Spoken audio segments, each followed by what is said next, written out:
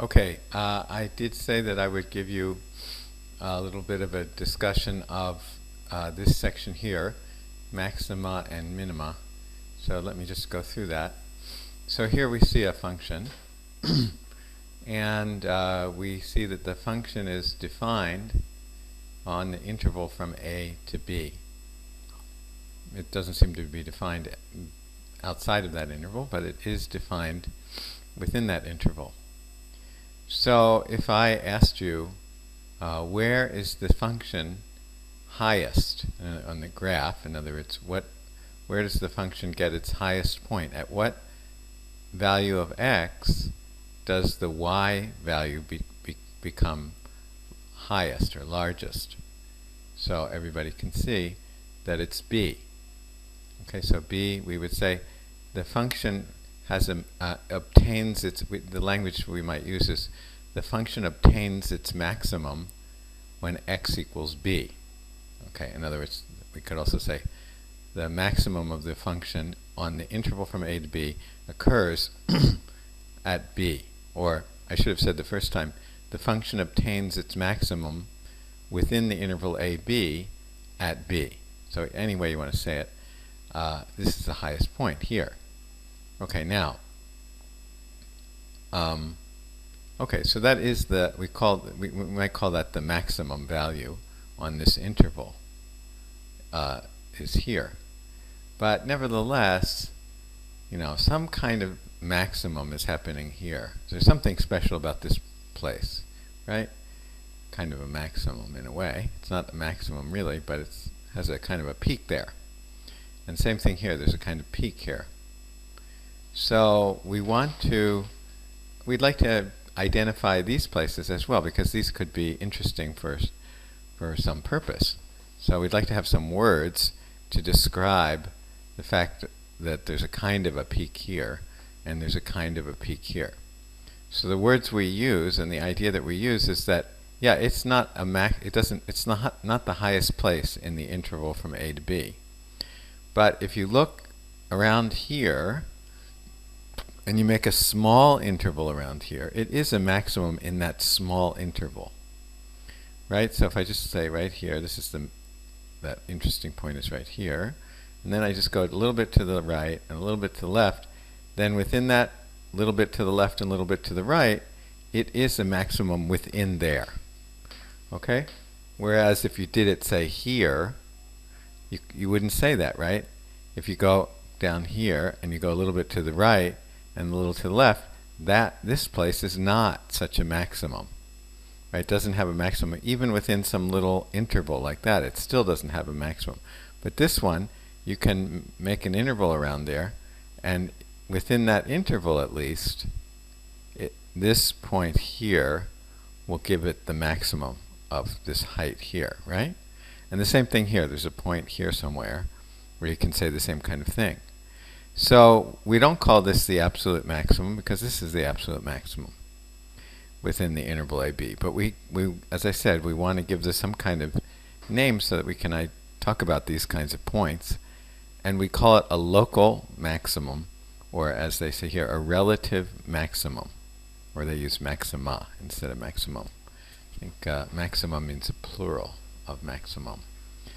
So anyway, so it's a relative or a local maximum, as opposed to the absolute maximum, which is here. Okay, and over here, I guess this may actually be the absolute minimum, right? So this is like where the absolute minimum is, the absolute minimum in the interval from a to b. So we'll say there's an absolute minimum here. But this is also a kind of a minimum, but it's not the absolute minimum. Okay, so this is also, we want to identify though this kind of situation. This is called a local minimum, or a relative minimum. Okay, let's see what else what other pictures we have here. So this is the idea. They say at R there's a relative maximum, because if you go a little bit out to the right and a little bit out to the left, within that interval, say from here to here, it is maximum. As I said, if you just look at a point like right here, and you try and go a little bit to the right and a little bit to the left, it won't be a maximum in that interval, but here it does. You can read what the book says about it. Now how about here in this picture? This is a relative minimum and an absolute minimum. So absolute minimums can be relative minimums, but they don't have to be. But relative minimums don't have to be absolute minimums. Okay, and you can read what they say here. Absolute extrema.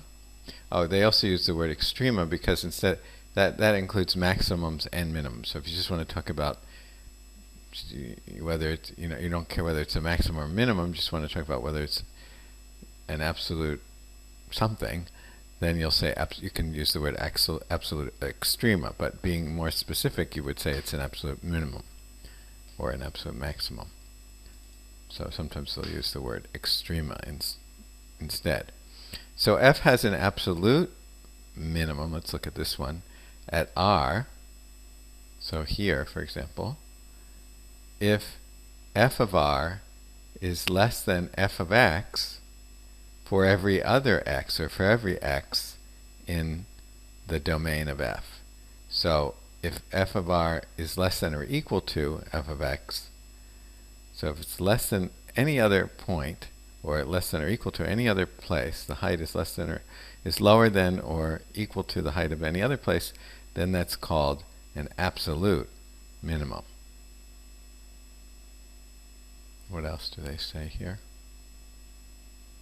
So here we have what? What are they talking about?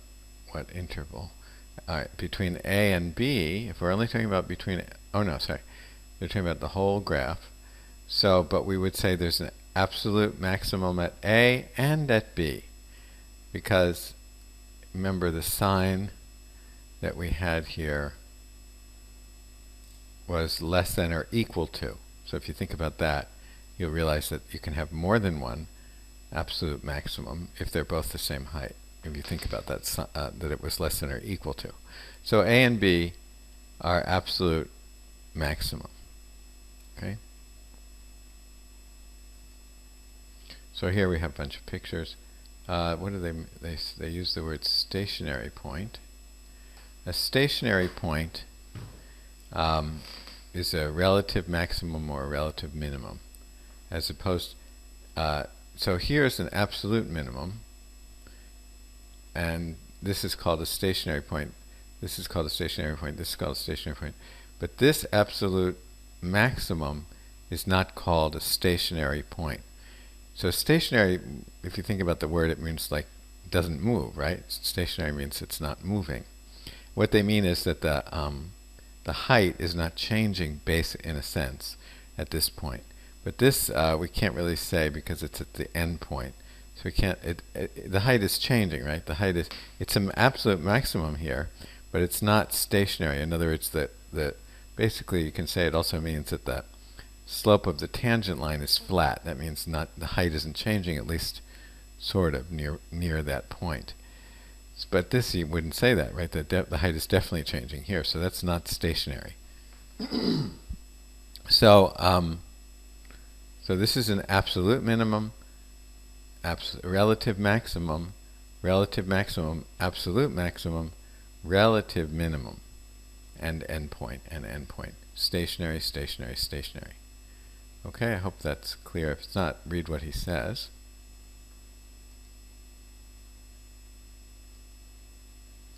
Okay, that's all I think we did. We didn't really, well, you can read this. What's he say? Let's see. Stationary points. If f is a real valued function, then its relative extrema, remember that means both maximums and minimums, occur among the following types of points. So the relative extrema, not the absolutes. At stationary points, so maybe at a stationary point. F has a stationary point at x if x is in the domain and the derivative is equal to 0 there. Remember that it's flat. The tangent line is flat. To locate stationary points, set the derivative equal to 0 and solve for x. Okay, actually, I don't think I gave you homework for this, so I think We don't need to do this yet. We'll do this in class. Okay, that's all about this topic.